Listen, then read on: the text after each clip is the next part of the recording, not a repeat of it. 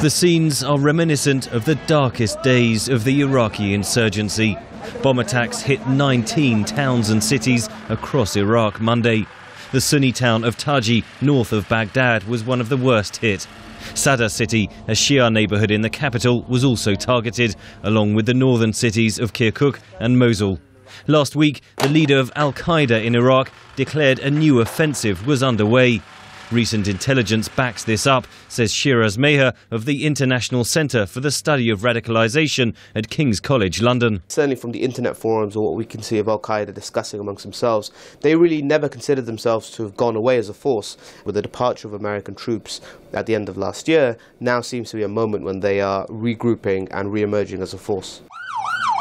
In June, at least 237 people were killed in attacks, making it one of the bloodiest months since the US withdrawal. Even now, al-Qaeda in Iraq continues to target civil institutions in Iraq because it regards them principally as continuing to further a Western agenda.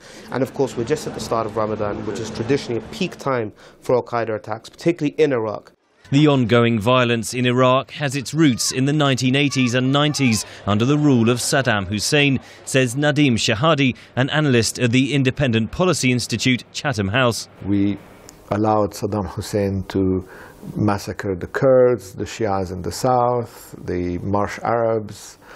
A lot of the sectarianism and the extremism that we see in Iraq are the product of that period before.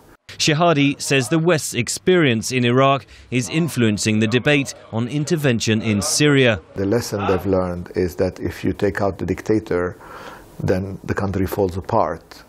And I think this is the wrong lesson to take, because what made the transition in Iraq difficult is what happened before the invasion. Shahadi argues that the government crackdown on the Syrian uprising is stoking sectarianism and extremism. When we take the lid off, this is what we will find.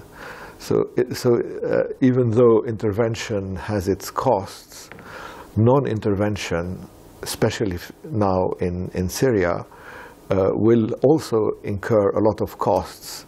And these are costs that we will have to face when the regime ultimately falls. That cost, say analysts, could be a prolonged sectarian conflict in Syria and even neighbouring Lebanon, fanned by extremist groups like al-Qaeda.